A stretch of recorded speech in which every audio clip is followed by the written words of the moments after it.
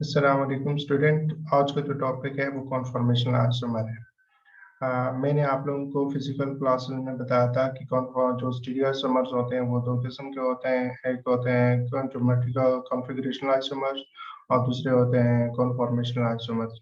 तो जो configurational isomers हैं वो तो आप लोगों को मैंने पढ़ाया है। और उसमें और इनमें फ़र्क क्या है कि कॉन्फ़िगरेशनल आइसोमर में आप लोगों को बताया था कि उसमें एक रिजिड एंटिटीज होनी चाहिए, वो in the form of double bond और in the form of ring structure.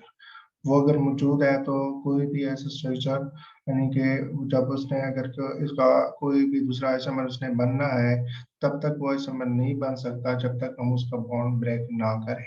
तो ये तो सिंपल सा था। उसमें फिर ज्योमेट्रिकल आइसोमर, फिर ऑप्टिकल आइसोमर में मैंने आप लोगों को बताया था कि वो कौन से होते हैं, वो भी बता दिए थे, दोनों बता दिए थे। उसमें पे रिलेटिव और एब्सोल्यूट कॉन्फ़िगरेशन भी बता दिए थे, आप लोगों को पढ़ा दिए थे। आज का जो हमारा टॉपिक है वो कॉन्फॉर्मेशनल आइसोमर कि ये कैसे डिफरेंट है। तो उसमें तो डबल बॉन्ड या रिंग स्ट्रक्चर चाहिए था। यहाँ पे जो एक्चुअली कॉन्फॉर्मेशनल आइसोमर्स है, इसमें क्या है कि इसमें सिंगल बॉन्ड होना चाहिए।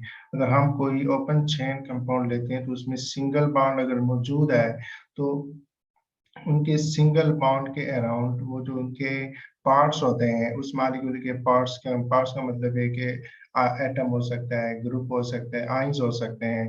वो अपने आप को अरेंज करते हैं 3D, यानी कि स्पेशल अरेंजमेंट वो अपने आप को दे देते हैं। तो आज हम जो मेन फोकस रखेंगे वो सिर्फ कन्फॉर्मेशनल आइसोमर। तो सबसे पहले इनको डिफाइन करते हैं कि in conformation in chemistry and in stereochemistry, conformational isomer is a form of stereoisomer in which the isomers can be interconverted just by rotations about formally single bond. Refer to figure on single bond rotation. जिस तरह यहाँ पे आपको दिखाया गया है कि यहाँ पे जो सबसे इम्पोर्टेंट चीज क्या है कि इंटर कन्वर्जन होनी है कहाँ पे, बाय रोटेशन। यानी कि बाय रोटेशन जो प्रोसेस में कौन सा होने वाला है, by rotations about a single bond. अब यहाँ पे जो मेन चीज है वो क्या है, एक रोटेशन है, किसी कन्वर्जन है, किसके जरिए, सिंगल बॉन्ड के जरिए। लेकिन कौन सा प्रोसेस होना है, रोटेशन वाला प्रोसेस होना है। तो इसी तरह while any two arrangement of atoms in a molecule they differ by rotation about a single bond can be referred to as different conformations. For example, two conformation of ethane. अब यहाँ पे जो आपको दो कॉन्फॉर्मेशन दिखाया गया है, दो डिफरेंट अरेंजमेंट दिखाए गए। चलिए आप लोगों को अभी ये समझ नहीं आ रही एक्लिप्स क्या होता है, स्टैगर्ड क्या होता है। जब तक डायहेड्रल एंगल को हम एक्सप्लेन नहीं कर पाते तो तब तक आप लोगों को इसकी समझ नहीं आएगी। लेकिन यहाँ पे सिर्फ इतना तो नजर आ रहा है कि ये दो डिफरेंट किस्म की इनकी अरेंजमेंट है। अब ये जो अरेंजमेंट है इसको क्या कहते हैं, इसको एक्लिप्स्ड कन्फॉर्मेशन कहते हैं, इसको स्टैगर्ड कन्फॉर्मेशन। सिर्फ यहाँ तक आप इसके नाम याद रखिए। आप ये स्टैगर्ड कन्फॉर्मेशन कौन से होते हैं, एक्लिप्स कैसे होते हैं, ये हमें बताएगा कौन से इसका डायहेड्रल एंगल। तो सबसे पहले हम डायहेड्रल एंगल की बात करेंगे।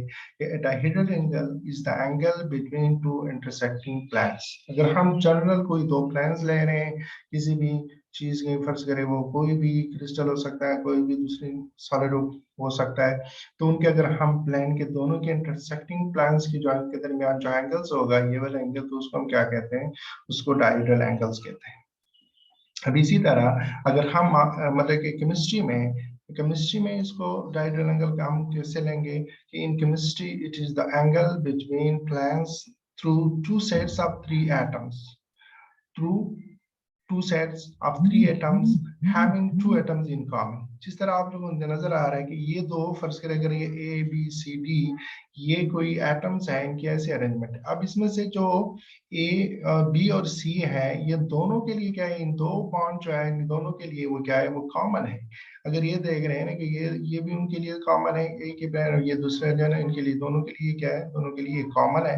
अब हम इनकी ये बॉन्ड जो, ये भी एक खास प्लान बना रहे हैं और ये दूसरा बॉन्ड भी एक खास प्लेन बना रहे हैं। अब इन दो प्लेन के दरमियान जो ये एंगल बन रहा है, ये इस एंगल को क्या कहते हैं, इसको डायहेड्रल एंगल कहते हैं। अब आते हैं कि ये जो स्टैगर इक्लिप्स कॉन्फॉर्मेशन है। अब अगर हम यहाँ पे फोकस करते हैं, एटम ऑफ इंटरेस्ट को देखते हैं, तो ये अगर हम ये ले रहे हैं एक एटम के, ये वाला जो है ये एक बॉन्ड है और इसमें ये एटम ऑफ इंटरेस्ट ये अटैच। इसी तरह ये नेक्स्ट कार्बन के एडजेसेंट कार्बन पे, ये क्योंकि दोनों में कॉमन है, दोनों में कॉमन मतलब के बॉन्ड है ना, दोनों के लिए, इस एटम के लिए और इसके उस बॉन्ड के लिए भी और इसके लिए भी। अब हम यहाँ पे देखते हैं कि ये वाला जो बॉन्ड है इस एटम के साथ में, ये भी एक इंटरेस्ट एटम ऑफ इंटरेस्ट है और दूसरा ये है।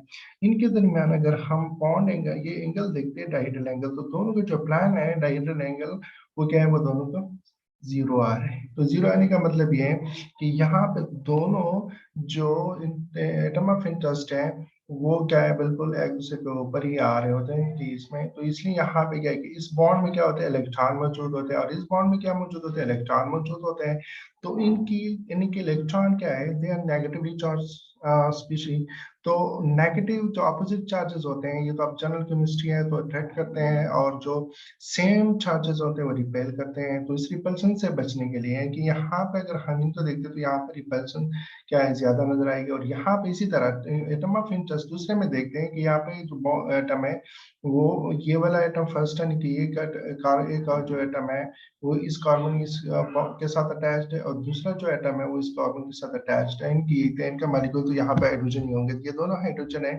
तो ये क्या है, इनके दरमियान अगर आप एंगल ड्रा करते हैं तो ये दोनों, इसका एंगल ऊपर जा ऐसे जा रहा है और दूसरे के नीचे डाउन जा रहा है, तो ये दोनों के दरमियान जो एंगल होगा वो कहते हैं 180 का आ रहा है। तो ये 180 पे हम एग्जिस्ट कर रहे हैं, तो 180 पे जो एग्जिस्ट कर रहे हैं, तो ये क्या है कि यहाँ पे तो इनकी रिपल्शन बिल्कुल मिलने के चांसेस है ही नहीं। तो यहाँ पे बहुत दूर दूर एक दूसरे के साथ, तो यहाँ पे इसलिए इनके जो इलेक्ट्रॉन है उनके कोई दरमियान आपस में कोई रिपल्शन नहीं होगी। तो इसलिए ये क्या है, ये इसको कहते हैं स्टेगर्ड कॉन्फॉर्मेशन। तो ये स्टेगर्ड कॉन्फॉर्मेशन और क्लिप्स कॉन्फॉर्मेशन यहाँ तक मैंने मोस्टली बता ही दिया है कि राइट एंगल की बिना पे, राइट एंगल उसमें 90 सॉरी 0 होता है, दूसरे में 180 होता है। तो इनको अगर हमने कॉन्फॉर्मेशन आइसोमर के लिए हमें खास किस्म के फार्मूले इस्तेमाल करते हैं, जिस तरह मैंने आप लोगों को बताया था कि कॉन्फ़िगरेशन आइसोमर के लिए आपको आर एस बताया था, आर एस कॉन्फ़िगरेशन के लिए वो फार्मूला बताया था, कौन सा वाला आप लोगों को बताया था, फिशर प्रोजेक्शन। तो इसी तरह यहाँ पे हम जो कन्फर्मेशन आइसोमर है उसको अगर हमने 3D, क्योंकि एक्चुअली ये है 3D अरेंजमेंट है, तो उसको 3D 2D सरफेस पे हमने इसको प्रेजेंट करना है। तो इसको कैसे प्रेजेंट करेंगे, इसके लिए भी एक खास किस्म का प्रोजेक्शन है। तो चले आए देखते हैं कि उसको कैसे ड्रा करना है। लेकिन न्यूमन प्रोजेक्शन है और सॉहास प्रोजेक्शन है। सबसे पहले हम सॉहास प्रोजेक्शन लेंगे। आपको नजर आ रहा है कि perspective formula indicating the special arrangement of bonds on two adjacent carbon atoms. अब ये दो एडजेसेंट कार्बन एटम है, इन पे जो ये दोनों एडजेसेंट कार्बन एटम है, इसमें जो हाइड्रोजन एटम मौजूद है, इनकी स्पेशल अरेंजमेंट को हम देखते हैं। तो यहाँ पे फिर नजर आ रहा है कि यहाँ पे जो हाइड्रोजन है, ये जो फर्स्ट ये कार्बन 1 का है, कार्बन 2 का है। तो कार्बन 1 और कार्बन 2 के जो हाइड्रोजन है वो बिल्कुल उनके दरमियान जो एंगल बन रहा है वो क्या है, उनमें जीरो एंगल है, डायहेड्रल एंगल जीरो है। तो यहाँ पे इसकी वजह से यहाँ पे जो क्या होगी, यहाँ पे रिपल्शन होगी। तो इसको कहते हैं एक्लिप्स कॉन्फॉर्मेशन। यहाँ पे जो इसके एंगल है वो क्या है, 180 है, तो इसको क्या कहते हैं, स्टैगर्ड कॉन्फॉर्मेशन कहते हैं। तो ये the bond between the two atom is represented by diagonal lines. अब इसमें से दोनों जो है ना उसको डायगोनल लाइन से हम रिप्रेजेंट कर रहे हैं। तो बाकी जो है ना इसके साथ ये जो हाइड्रोजन अटैच है उसके एंड वाले कार्बन के साथ, उसको भी हमने लाइन के साथ उसको भी रिप्रेजेंट किया गया है यहाँ पे। The left hand bottom end of which located the atom near the observer in the right hand bottom and the bottom that is further away। तो इसका मतलब है कि अगर हम यहाँ से इसको देखना चाहें, अपनी डिपेंड करता है कि हम कहाँ से उसको लुक करते हैं, हम उसको कहाँ से व्यू करते हैं। जब व्यू करते हैं तो वाला कार्बन आपका क्या हो जाएगा, वो फ्रंट वाला हो जाएगा, और जो आपसे दूसरे सेकंड होगा तो वो आपके पास क्या होगा, वो बैक वाला हो जाएगा। तो इसी तरह दोनों में ये आपको नजर आ रहा है। लेकिन यहाँ पे एक स्टेटमेंट दे रहे हैं, इन जनरल न्यूमन और zigzag प्रोजेक्शन इज प्रेफर्ड। तो इसलिए प्रेफर करेंगे तो फिर न्यूमन प्रोजेक्शन को हम मतलब यहाँ लेंगे कि न्यूमन प्रोजेक्शन क्या होता है कि is useful in alkane steel chemistry, specially ये एल्केन स्टील केमिस्ट्री में बहुत ज्यादा इंपॉर्टेंट है इनकी। कि अब ये क्या करता है, visualises the conformation of chemical bond from front to back. अब ये मैंने आपको बताया कि जो आपको डिपेंड करता है कि आप उसको कहाँ से व्यू करते हैं। अगर फर्स्ट करिए हम यहाँ इस कार्बन से हम व्यू करते हैं तो ये हमारा फ्रंट कार्बन हो जाएगा, और ये क्या हो जाएगा, बैक पे चला जाएगा। अब ये इसी तरह ये फ्रंट है और ये बैक है। अब इसको कैसे ड्रा करना है न्यूमन पे, तो सबसे पहले हम ये करें कि हम यहाँ पे फ्रंट वाला आप और उसमें आप डिफरेंशिएट करें कि कौन सा वाला फ्रंट है। तो फ्रंट वाले को किस फॉर्म में लेना है, उसको किस तरह ड्रा करना है, the conformation of chemical bond from front to back with the front atom represented by a Y shape and the back carbon is a circle, और बैक वाले को सर्कल से रिप्रेजेंट करते हैं। फिर उसके मुताबिक हम यहाँ पे बॉन्ड ही लगा लेते हैं इसी तरह। और दूसरे जो होता है front carbon atom is called proximal bond, the back carbon उसको सर कहते हैं, द प्रॉक्सिमल उसको प्रॉक्सिमल बॉन्ड कहते हैं, while the back atom is called distal distal उसको क्या कहते हैं, डिस्टल कहते हैं। तो इसका मतलब है कि ये front this type of representation clearly illustrates the specific diagonal angle between the proximal and diagonal angles atoms distal atoms। तो ये मैंने आप लोगों को ये बता दिया। तो for every Newman projection you need to specify the bond in the direction you are looking at. इसमें ये सबसे इंपॉर्टेंट चीज क्या है कि आप लोगों ने जब भी इनको लेना है तो हमेशा ये जो उनकी डायरेक्शन है और उनके जो जहां से आप लोगों ने देखना है तो उनको आप लोगों ने स्पेसिफाई करना है। तो आपको समझ आ गई होगी कि मतलब है कि ये जो है हमारे पास कौन सा आइटम है, ये फ्रंट वाला और ये बैक है। इसको अगर हमने उस पर ड्रॉ करना है न्यूमन पे, तो ये दोनों का जो बॉन्ड है वो क्या हो रहा है, इनके दरमियान राइट एंगल कौन सा आ रहा है, 0 आ रहा है। तो इसको कहते हैं क्लिप्स कॉन्फॉर्मेशन। यहाँ पे इनके दरमियान कितना आ रहा है, 180 का रहा है, तो उसको स्टैगर्ड कॉन्फॉर्मेशन कहते हैं। तो ये इनको समझना है। डायरेक्टल एंगल को मजीद यहाँ पे हमने एक्सप्लेन किया है कि डायरेक्टल एंगल की बिना पे आप उसको कहे क्या कह सकते कि स्टैगर्ड कौन सा होगा, या क्लिप्स कौन सा होगा और एंटाई कौन सा होगा। स्ट्रक्चर की बात कर रहे हैं, ये डिफरेंट स्ट्रक्चर आपको यहाँ नजर आ रहे हैं कि ये इसमें से अगर एंगल देख रहे हैं कि अगर इसमें से हम एक प्लान पास करें तो यहाँ पे जो प्लान है वो क्या है, ये दोनों को जो एटम ऑफ इंटरेस्ट है वो कहाँ नजर आ रहे हैं, यानी कि तो वर्टिकल मॉलिक्यूलर प्लान में क्या नजर आ रहे हैं, अपोजिट साइड पे नजर आ रहे हैं। तो इसलिए इनके दरमियान एंगल कितना है, डायरेक्टल एंगल 180 है। और यहाँ पे जो एटम ऑफ इंटरेस्ट है, यानी यहाँ पे जो आपको नजर आ रहे हैं the atom of interest across one bond and on the same side along the vertical molecular plan. अगर इसको वर्टिकल मॉलिक्यूलर प्लान ले ले तो दोनों सेम साइड पर मौजूद है, तो इसलिए इनके दरमियान जो डायरेक्टल एंगल है वो 0 है। यहाँ पे केस में किस सिचुएशन मौजूद है कि इनमें जो एंगल बन रहा है वो 60 बन रहा है। तो इसको स्टैगर्ड का इसको पार्शियल स्टैगर्ड भी कहते हैं, इसको एक्लिप्स कन्फर्मेशन भी कहते हैं, इसको एंटाई पेरिप्लानर भी कहते हैं, और कंप्लीट या उसको कंप्लीट स्टैगर्ड भी कहते हैं। तो यहाँ पे भी दोबारा कोशिश की गई है ताकि आपको सबसे पहले इंपॉर्टेंट चीज क्या है कि आपको डायरेक्टल एंगल की समझ आ जाए।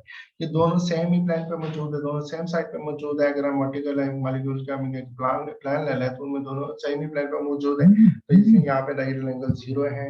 अगर हम इसको रोटेट कर सकते हैं 90 भी कर सकते हैं, 60 भी कर सकते हैं, कोई भी हम उसमें से ये इनके दरमियान कोई भी एंगल दे सकते हैं, डिपेंड करता है मॉलिक्यूल्स के स्ट्रक्चर की स्टेबिलिटी पे। फिर इसी तरह अगर हम इसको रोटेट करते हैं तो ये जो डायरेक्टल एंगल है वो 180 तक चला जाता है। तो यहाँ पे ये जो एटम होता है इंटरफाइन इंटरेस्ट, ये क्या है, ये वो दोनों अपोजिट साइड पर मौजूद है।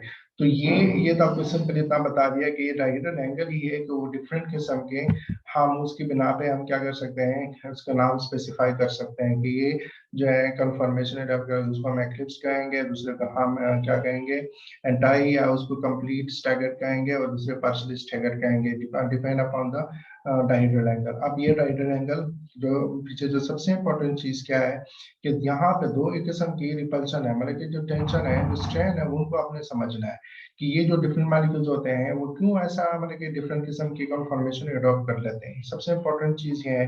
उसमें जो उस यानी कि वहां पे जाने से पहले दो इंपॉर्टेंट जो है यहाँ पे टर्म्स है, वो एक टॉर्सन स्ट्रेन है और दूसरा है स्टेरिक स्ट्रेन है। इनकी यहाँ पे रिक्लिप्सिंग स्ट्रेन भी कहते हैं और यहाँ पे वंडरवाल। यहाँ पे मतलब कि ये इसके स्पेस से रिलेटेड है, और ये क्या है, ये मतलब है कि एक्लिप्सिंग जो बॉन्ड वो है उनकी एक दूसरे के करीब होने से रिलेटेड है। अब यहाँ पे हम टॉर्सन स्ट्रेन और eclipsing strain is the increase in potential energy of a molecule due to repulsion between electron in bonds they do not share an atom. अब ये देख रहे हैं कि फर्ज करेंगे यहाँ पे आपको समझ नहीं आ रही, तो ये मैंने बताया कि फ्रंट वाला है और ये दूसरा जो है ना वो बैक वाला है। अब ये जो फ्रंट कार्बन है इनके ये वाला बॉन्ड और जो बैक वाला ये वाला बॉन्ड है, इनके दरमियान अगर कोई रिपल्शन होगी तो उस रिपल्शन को किसकी वजह से हो रही है, इलेक्ट्रॉन की वजह से हो रही है, क्योंकि बिटवीन इलेक्ट्रॉन्स इन बॉन्ड्स, ये जो बॉन्ड में इलेक्ट्रॉन है उनकी वजह से रिपल्शन होगी, तो उसको हम टॉर्सन स्ट्रेन कहेंगे।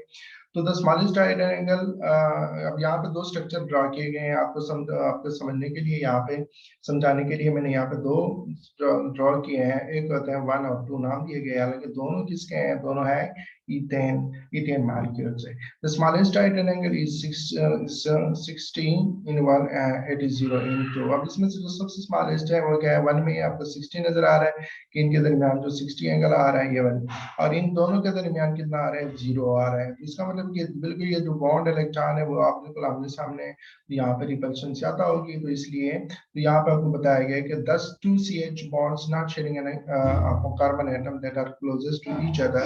अब यहाँ पे आपको CA1 और C4 ये आगे क्लोजिंग टू देन इन 1. अब ये यहाँ पे 1 में ही क्लोज नहीं है, जिस तरह ये C इसमें बहुत ज्यादा क्लोज है. अगर आप इसको देख रहे हैं क्लोज नहीं है, तो इसमें जो 60 एंगल बन रहा है और इसमें 0 एंगल बन रहा है, तो ये दोनों करीब है तो करीब होंगे. Consequently torsion is greater in 2 than 1, इसलिए टॉरस्टेन यहाँ पे ज्यादा होगी. तो इसका मतलब ये है, ये जो डिफरेंट कन्फॉर्मेशन अडॉप्ट कर लेते हैं वो उनके पीछे जो सबसे बड़ी रीजन है वो क्या है, वो टॉर्शनल स्ट्रेन है. और नेक्स्ट क्या है, दूसरी जो स्ट्रेन है वो क्या है, स्टीयरिंग स्ट्रेन है. An increase in molecular potential energy strain caused when an atom or group are separated by at least 4 covalent bonds are forced closer than their van der Waal radii allows. मतलब कि वो तब मतलब कि खास किस्म की इनके वंडरवाल, हर एटम के आप लोगों को पता है कि एक खास किस्म के रेडियाई होती है, वो उसके यानी कि एक अलाउड रेडियाई के अलावा अगर वो मजीद करीब आते हैं स्पेस में, तो उस स्पेस में क्या करते हैं, तो उनकी वजह से फिर क्या होती है, वहां पे रिपल्शन होती है. वो भी किसकी वजह से होती है, अब इस बात इनके एटम में क्या मौजूद होते हैं, बॉन्ड है, बॉन्ड में क्या मौजूद इलेक्ट्रॉन मौजूद होते हैं, तो इन्हीं की वजह से होते हैं. लेकिन ये स्पेस में करीब आते हैं. स्पेसिफिक यहाँ पे बताया गया है कि एटलीस्ट 4 यानी कि उससे का बॉन्ड मौजूद होने चाहिए.